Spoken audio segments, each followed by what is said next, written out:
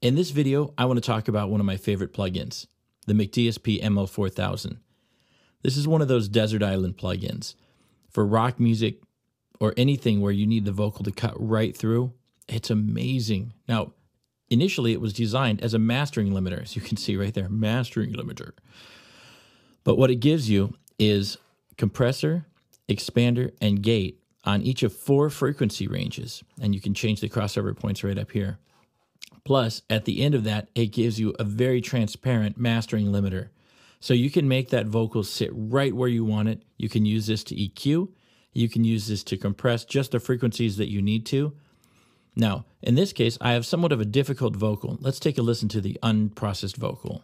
Shots rang out, the clocks ran empty. Saw the sky, it was caked in red. Now, this guy is a great singer, but his sibilance is big time. He really enunciates. So let's kick on our settings and let's see what I've done to correct that.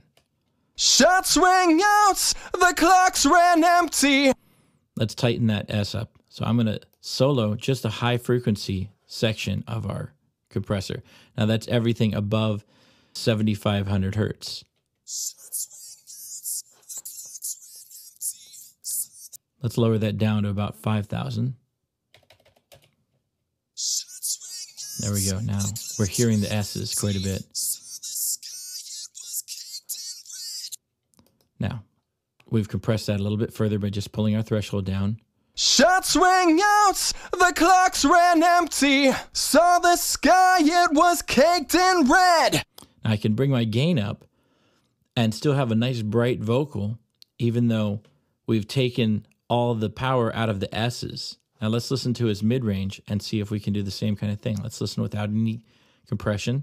Shots rang out, the clocks ran empty. Saw the sky, it was caked in red. There. The ever-present smell of your... Now as I increase my threshold, or decrease it for that matter, you can see the gain reduction start kicking in. Shots rang out. And that's where anything that's really prevalent and strong in that frequency range is going to start keying the compressor. So now let's listen to our low range and do the same thing. Shots rang out, the clocks ran empty. Saw the sky, it was caked in red. Now let's listen to our final vocal now that we've tweaked all the frequencies. Shots rang out, the clocks ran empty. Saw the sky, it was caked in red. Now here's the exciting part. If we were just trying to do this with a regular compressor, we'd only see gain reduction on one of these channels.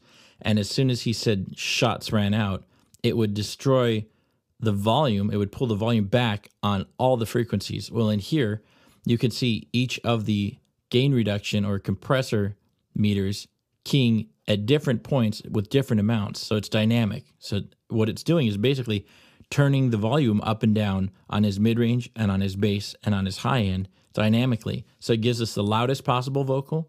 It takes care of any frequency-based problems, like a mid-rangey part of his voice or the extreme sibilance. So let's listen. I'll push the threshold down even further to give us more limiting. Shots rang out, the clocks ran empty. Saw the sky, it was caked in red. The ever-present smell of your skin, now it lingers like the dead. Let's hear this in context. Shots rang out, the clocks ran empty. Saw the sky, it was caked in red. The ever-present smell of your skin, now it lingers like the... Beautiful.